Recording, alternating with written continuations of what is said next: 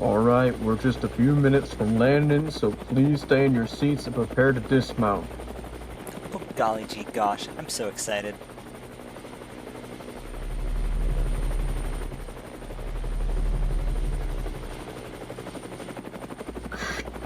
We appear to have some minor turbulence, but it should be nothing to worry about. Just remember to stay seated and we'll be just fine. Gee, I sure hope nothing bad happens. 2 hours later. We have now landed. Please wait until a professional comes to get out.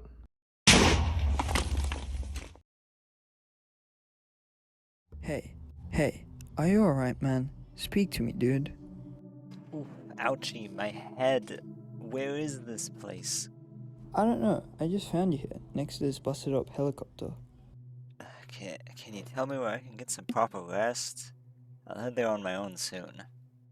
Are you sure, bro? You look like you're barely alive.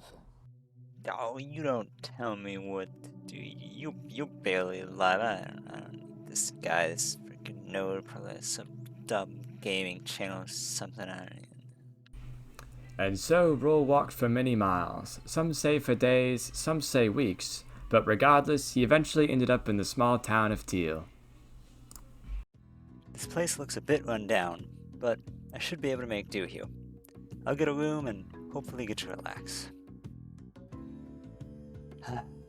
Finally, some respite. I can now get back to what I love most, making Spelunky guides and also other content that isn't exclusively Let's Plays. You heard that right, I'm back, making actual higher effort content. Trying this wacky new things like... and... allegedly. I'm going to try to keep this stuff limited as an occasional upload, both because I know fostering an audience and then making new stuff on separate things and in new styles can, not be great for the channel, but also because I don't want to pressure myself into a deadline. Before, I was trying to get one of these out every, week, and because of that, I was just doing what I do and not trying anything new, really. It was just kind of the same thing throughout every video. I'm not ashamed of them by any means. I think they're some of my highest performing, and I think they're all some of my most well-made videos. And I'm obviously extremely grateful for the support that I have gotten on them. But I know I can improve if I give myself time to do so hopefully you'll all stick around to actually see that happen. But most of you probably aren't here for my life story or context on that. You're here for the hip spanking, lamb shaking, bomb not making, because my script is literally quite deleting it as we speak. So anyways, mob drops. Let's get into it. Firstly, the dwellings.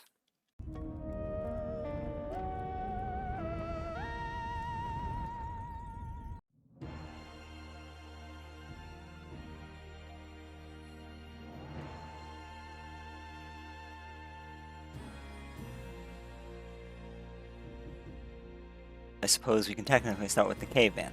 Little known fact, they will drop any items they're carrying. It's surprising, really, but I figured I'd mention it regardless. And needless to say, this applies to any other enemy that can pick up items.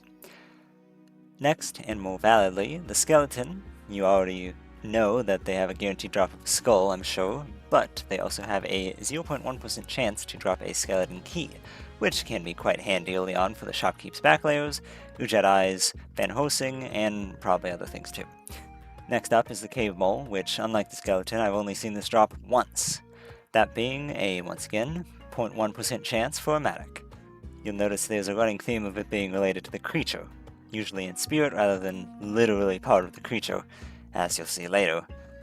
It can be handy, although unlikely to even appear, and for the sake of consistency, Quillback drops a bomb bag and a cooked turkey every single time. Very handy, especially with bombs. Moving on to the thick jungle, obviously the Tiki Men have the same properties as a caveman with holding items and all, but they also have a guarantee to spawn with an item, usually of 2 choices, sometimes only 1. Those being either a boomerang or a wooden shield if it's a light level, or a torch on dark stages, all of course being guaranteed drops. Another 0.1% drop is the hover pack from the mosquito, which is probably never ever going to be useful for anyone. Afterwards is the hang spider, which has, say it with me, a 0.1% chance to drop a web gun. Probably the most useful so far, at least, giant spiders have a 100% chance to drop paste, which is also pretty damn good, and is honestly a decent incentive to go jungle sometimes. And now for the bubbling depths of Volcana, we begin with our metal friend, the robot. They've got a better than usual 1 in 75 chance to drop a metal shield after exploding, which isn't half bad, although you'll often be carrying something else unfortunately. And, of course, the vampires and the Dark Lord, Vlad, they'll drop a cape and Vlad's cape respectively, the latter being a fantastic choice, honestly one of the top two, and both with a 100% drop rate. Doing a quick Olmec skip, we arrive at Tidepool, probably one of the first enemies you'll see here anyways. The Jiangshi has a, who would have guessed, 0.1% chance to drop spring shoes, which is pretty nice if you're missing out on those at this point. Very similarly, their relative, the Jiangshi Assassin, has a 0.1% chance to drop spike shoes, arguably more useful given the octopi that reside here. I suppose the hermit crabs technically count as well, dropping whatever is on their backs, which can be chests, crates, push blocks, or, even rarely, powder kegs. The Pengshi, considering they are tanks, has a 100% chance to drop a wooden shield and a 10% chance to drop a metal shield. Now, for the big fish, the Great Humphead has a few guaranteed drops as a mini-boss, giving a camera, hired hand, and a present when defeated. The camera may seem odd, but it's almost certainly as a hint towards finding the Geist journal entry, as a cave containing one of those is in the bottom right of the stage. And lastly, of course, we have Kingu. Her mighty shell is incredibly strong, but if you can break it and brutally murder her, then you'll get the Tablet of Destiny to find the correct Ushabti. Onwards to the Dusty Temple, we begin with the ever-annoying Crocman. They've got a 10% chance to drop a teleporter and a 1% chance to drop a telepack. Could be useful, albeit not my type of thing to utilize. And while I haven't been including money because I generally don't think it's very important, I have to include this one, as it actually happened to me on camera when I was doing Spelunky Let's Plays back in the day. Arguably the most dangerous creature in Spelunky, the Mummy Cat has a 0.1% chance to drop a diamond. Doesn't really want the odds, but I think it's neat. Anubis of course drops the scepter 100% of the time, which is a powerful weapon, although it doesn't really matter if you give it up in the next level anyways, if you don't shield and skip. As for Duat, Anubis 2 and Osiris drop a jetpack and the Tablet of Destiny, respectively, 100% of the time. And, fun fact, Anubis 2 originally didn't drop a jetpack, and that was added after people felt Duat wasn't worthwhile, which it still isn't, for the most part, but I suppose for normal people who don't Ox skip, it is arguably better if you're already good on bombs and ropes. And lastly, if you have the True Crown, which keeps seeming to show up for some reason, you can actually telefrag Apep, which is the giant snake that flies through the area. And I have tried with a teleporter, which, while easier, it doesn't work. This makes a dark silver key spawn on Callie's special altar in this level, which can be used just as well as any other silver key, although I'm skeptical if there's some other use. Finally, moving on from branching paths, the frigid ice caves are here. Beginning with the UFO, it has a 0.1% chance for the alien to fail to deploy its parachute, instead having the parachute drop on the ground, which could actually be kind of useful. The most native residence, the Yeti, has a 0.1% chance to drop a Pitcher's Mitt, while the Yeti King and Queen have a 10% chance to drop a Freeze Ray and a 1% chance to drop a Power Pack, respectively, while additionally both drop ropes, and the Queen drops Spike Shoes, and the Yeti King drops a Compass. And now for the oddballs. Interestingly, Neo Babylon and most of Sunken City don't have any unique enemies, the Eggplant King doesn't count, that drop any items. The eggplant creatures, those being the Eggplant Minister and the Egg Plop, both have a 10% chance to drop an eggplant on death, if you can bear to kill them.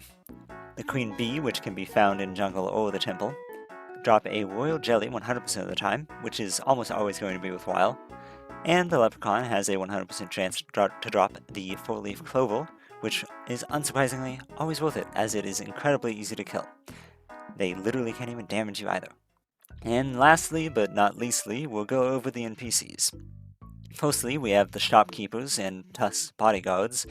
They always drop a shotgun, and the former sometimes a key, depending on if they have a basement or attic, and some money.